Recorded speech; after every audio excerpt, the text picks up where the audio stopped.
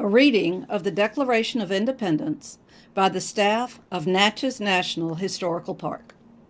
The unanimous declaration of the 13 United States of America.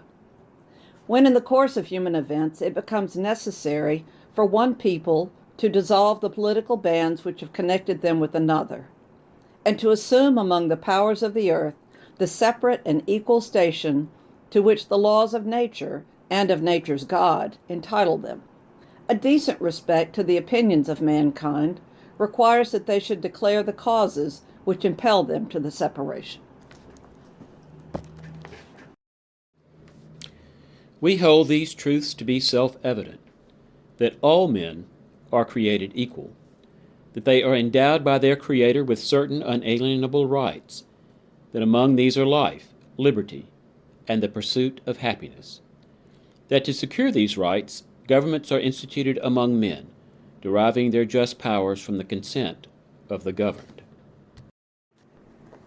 That whenever any form of government becomes destructive of these ends, it is the right of the people to alter or to abolish it, and to institute new government, laying its foundation on such principles and organizing its powers in such form as to them shall seem most likely to affect their safety and happiness.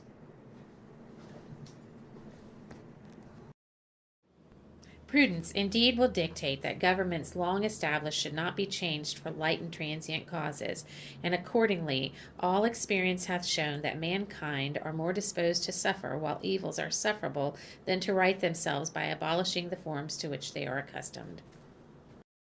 But when a long train of abuses and usurpations, pursuing invariably the same object, evinces a design to reduce them under absolute despotism, it is their right, it is their duty, to throw off such government and to provide new guards for their future security. Such has been the patient sufferance of these colonies.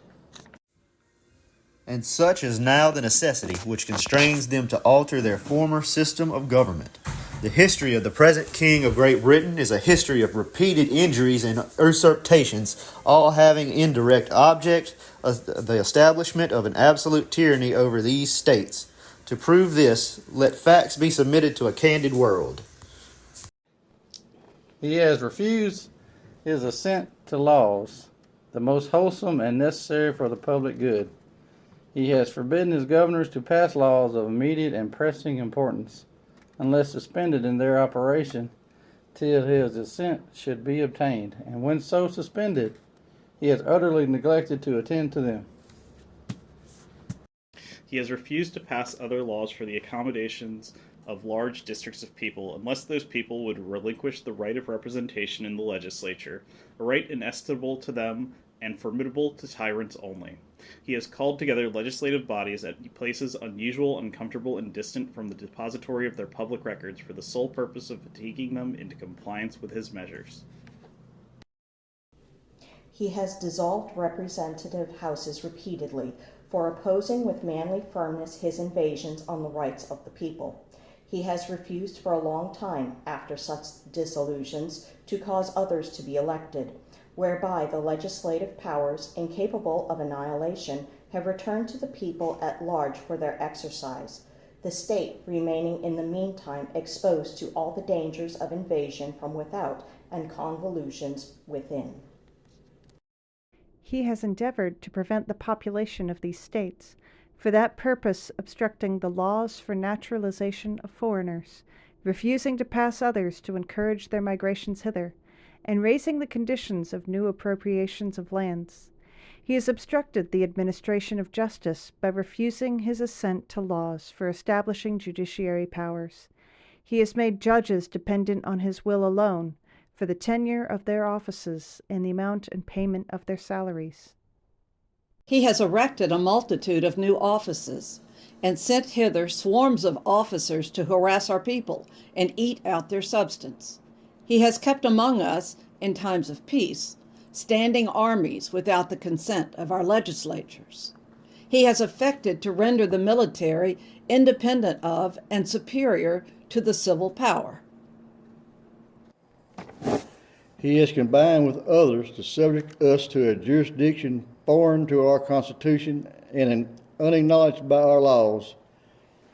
giving his assent to their acts of pretended legislation, for quartering large bodies of armed troops among us, for protecting them by mock trial from punishment from any murders which they should commit on inhabitants of these states, for cutting off our trades with all parts of the world, for imposing taxes on us without our consent, for depriving us in many cases of the benefits of trial by a jury, for transporting us beyond seas to be tried for pretended offenses,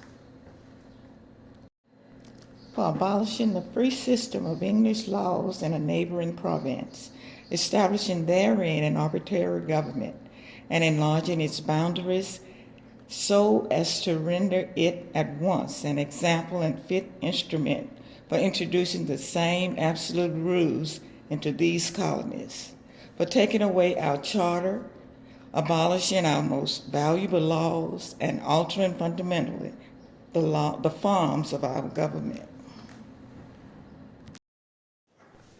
For disbanding our legislatures and declaring themselves invested with power to legislate for us in all cases whatsoever. He has abdicated government here by declaring us out of his protection and waging war against us. He has plundered our seas, ravaged our coasts, burnt our towns, and destroyed the lives of our people. He is at this time transporting large armies of foreign mercenaries to complete the works of death, desolation, and tyranny, already begun with circumstances of cruelty and perfidy, scarcely paralleled in the most barbarous ages and totally unworthy the head of a civilized nation. He has constrained our fellow citizens taken captive on the high seas to bear arms against their country, to become the executioners of their friends and brethren, or to fall themselves by their hands.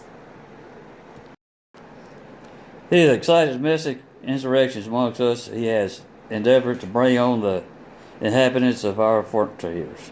The merciless Indian savage, whose known ruler of warfare is the undisguised destruction of all ages, sex, and conditions. In every stage of the oppressions, we have petitioned for redress in the most humble terms of our repeated petitions have been answered only by repeated injury. A prince whose character is thus marked by every act which may define a tyrant is unfit to be the ruler of free people. Nor have we been wanting in attentions to our British brethren. We have warned them from time to time of attempts by their legislature to extend an unwarrantable jurisdiction over us. We have reminded them of the circumstances of our emigration and settlement here. We have appealed to their native justice and magnanimity, and we have conjured them by the ties of our common kindred to disavow these usurpations, which would inevitably interrupt our connections and correspondence. They too have been deaf to the voice of justice and of consanguinity. We must therefore acquiesce in the necessity which denounces our separation and hold them as we hold the rest of mankind. Enemies in war, in peace, friends. We, therefore, the representatives of the United States of America in General Congress, assembled, appealing to the Supreme Judge of the world for the rectitude of our intentions, do in the name and by the authority of the good people of these colonies solemnly publish and declare that these united colonies are of right ought to be free and independent states, that they are absolved from all allegiance to the British Crown, and that all political connection between them and the state of Great Britain is and ought to be totally dissolved. And that as free and independent states, they have full power to levy war, conclude peace, contract alliances, establish commerce, and do all other acts and things which independent states may of right do. And for the support of this declaration, with a firm reliance on the protection of divine providence, we mutually pledge to each other our lives, our fortunes, and our sacred honor.